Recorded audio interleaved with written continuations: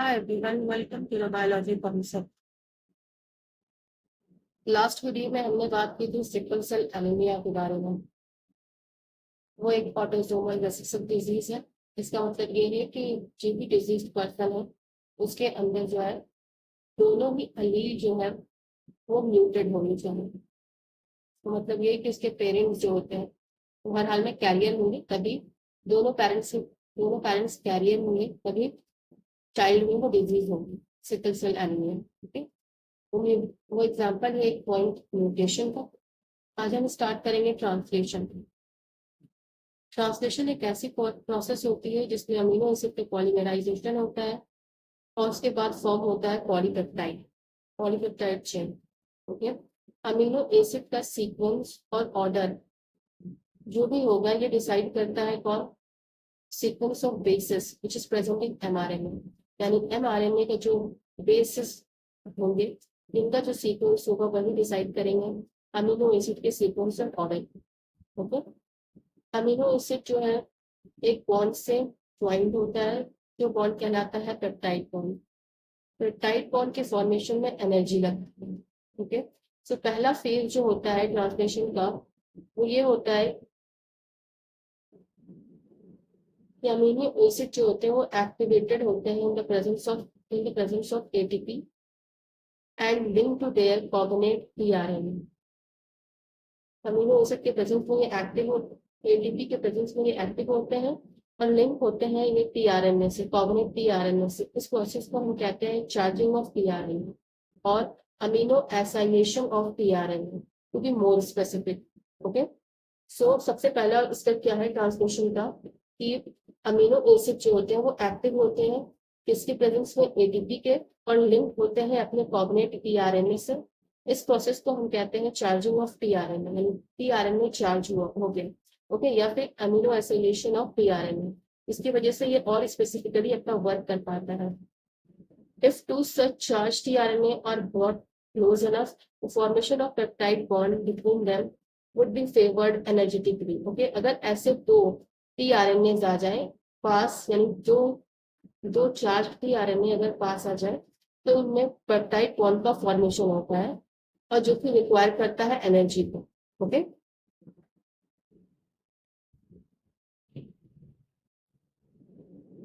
अगर एक कैटलिस्ट यहाँ प्रेजेंट हो जाता है तो वो पेप्टाइड बॉन्ड के फॉर्मेशन को और फास्ट कर देता है। इनहेंस मीन्स होता है किसी चीज की प्रोसेस को फास्ट कर देना। देखो, तो कैटलिस्ट का काम नहीं होता है किसी प्रोसेस को फास्ट कर देना, इनहेंस कर देना। क्योंकि अगर यहाँ पेप्टाइड बॉन्ड फॉर्मेशन के दौरान अगर कैटलिस्ट अगर प्रेजेंट हो जाए तो वो पेप्टाइड बॉन्ड फॉर्मेशन की प्रोसेस जो है वो और फास्ट हो जाती है। ओके, वो सेल्यूलर फैक्ट्री जो कि रिस्पॉन्सिबल है प्रोटीन सिंथेसिस के लिए वो है राइबोसोम। ओके, राइबोसोम जो है कंसिस्ट करता है स्ट्रक्चरल आरएनए को और कम से कम 80 डिफरेंट प्रोटीन को। ये अपने इनएक्टिव स्टेट में दो सब यूनिट्स में प्रेजेंट होता है, एक लार्ज सब यूनिट और एक स्मॉल सब यूनिट। यहाँ हम फिगर में देख सकते हैं ये राइबोसोम है, ये स्ट्रक्चर जो है ये राइबोसोम है, ये उसकी लार्ज सब यूनिट है, ये इसकी लार्ज सब यूनिट है और ये इसकी स्मॉल सब यूनिट है। Okay,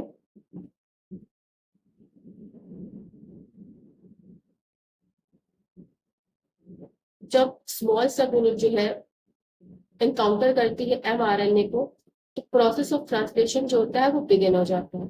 okay, large sub units में दो साइट्स होती है, ए साइट होती है एंड बी साइट होती है, बट यहाँ पे वो मेंशन नहीं है, नेम मेंशन नहीं है एनसीईआरटी में। ओके, यहाँ पे सिर्फ जिक्र किया गया है कि दो साइट्स होती हैं लार्ज सब यूनिट्स में for subsequent amino acid to bind and thus be close enough to each other for the formation of peptide bond. Okay, यहाँ पे हम फिगर में देख सकते हैं, यहाँ दो साइड्स को दिखाया गया, तो एक ए साइट होती है एक बी साइट होती है, बट यहाँ नेम गिवन नहीं है एनसीईआरटी में। तो ये बोल रहा है कि लार्ज सब यूनिट में दो साइट्स होती हैं ताकि अमीनो एसिड एक दूसरे के क्लोज आ सके और पेप्टाइड बॉन्ड फॉर्मेशन हो सके। Okay, the ribosome also act as catalyst. यहाँ बोल रहा है कि राइबोसोम खुद भी कैटलिस्ट की तरह वर्क करता है। जैसे कि एग्जांपल दिया हुआ है कि बैक्टीरिया में 23 एस आर एन ए जो होता है वो एक एंजाइम है राइबोजाइम, जो कि फॉर्मेशन ऑफ पेप्टाइड बॉन्ड करवाता है। ओके, ट्रांसलेशन यूनिट एमआरएनए में वो सीक्वेंस होता है आरएनए का जो कि फ्लैंक होता है स्टार्ट कोडॉन से, स्टॉप कोडॉन से, और कोड करता है पॉलीपेप्टाइड को भी। ओके, एक एमआरएनए एक एमआरएनए के पास सम एडिशनल सीक्वेंसेस भी होते हैं जो कि ट्रांसलेट नहीं होते हैं। इन्हें हम कहते हैं अनट्रांसलेटेड रीजन, यूटीआर। ये 5 प्राइम एंड पे भी होते हैं एंड 3 प्राइम एंड पे भी होते हैं। Okay, before start 5 prime and पे जहां ये प्रेजेंट होते हैं वो स्टार्ट कोडॉन के पहले होते हैं यूटीआर, और 3 प्राइम एंड पे आफ्टर स्टॉप कोडॉन प्रेजेंट होते हैं। ओके,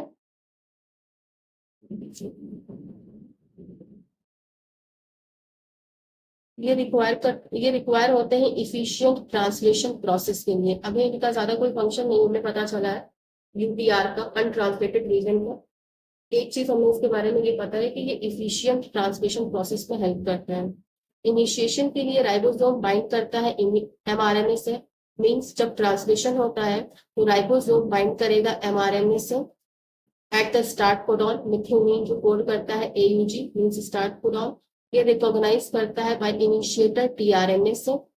ठीक है, जब इनिशिएशन होता है ट्रांसलेशन का तो राइबोसोम बाइंड करता है एमआरएनए पे जहां पे स्टार्ट कोडॉन प्रेजेंट हो एमआरएनए। ठीक है, इसे रिकॉग्नाइज करता है इनिशिएटर टीआरएनए।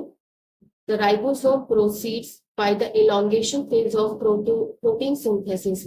अब राइबोसोम जो है वो धीरे धीरे आगे बढ़ता है इलोंगेशन फेज में, that is 1 by 1 amino acids जो है वो आकर के ऐड होती रहती है और प्रोटीन सिंथेसिस करवाने में हेल्प करती है। Okay,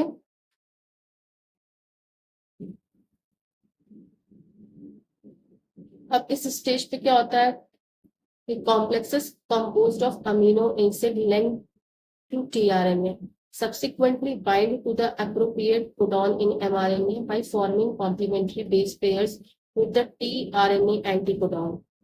The ribosome moves from codon to codon along the mRNA. Okay? यहाँ पे ये कह रहा है कि जो राइबोसोम है वो कोडॉन टू कोडॉन मूव करता रहता है, लाइक CUG GCA, इस तरह से 1 by 1 ये मूव करता रहता है along the mRNA पे स्लोली ये ऐसे मूव करता है ribosome. Okay, now amino acids are added 1 by 1 translated into polypeptide। Amino acid 1 by 1 add होते रहते हैं और ट्रांसलेट होते रहते हैं पॉलीपेप्टाइड में। Sequences dictated bye DNA and represented by mRNA. उन सीक्वेंसेस पे जो कि डीएनए डिक्टेट करता है और डिक्टेशन को कौन रिप्रेजेंट करता है वो एमआरएनए करता है। ठीक है, तो वैसे ही वो 1 by 1 मूव करते रहता है। At the end a release factor binds to the stop codon terminating translation and releasing the complete polypeptide from the ribosome। Last में क्या होता है कि रिलीज फैक्टर बाइंड होता है आकर के स्टॉप कोडॉन पे। ओके, और टर्मिनेट करता है ट्रांसलेशन को, मींस ट्रांसलेशन को एंड करता है और releasing the complete polypeptide from the ribosome. और पूरी पॉलीपेप्टाइड जो है वो राइबोसोम से रिलीज हो जाती है, मींस इससे हट जाती है। ओके, सो ये रहा आपका मॉलिक्यूलर बेसिस ऑफ इनहेरिटेंस में ट्रांसलेशन का पार्ट। ओके, जितना NCERT में गिवन है।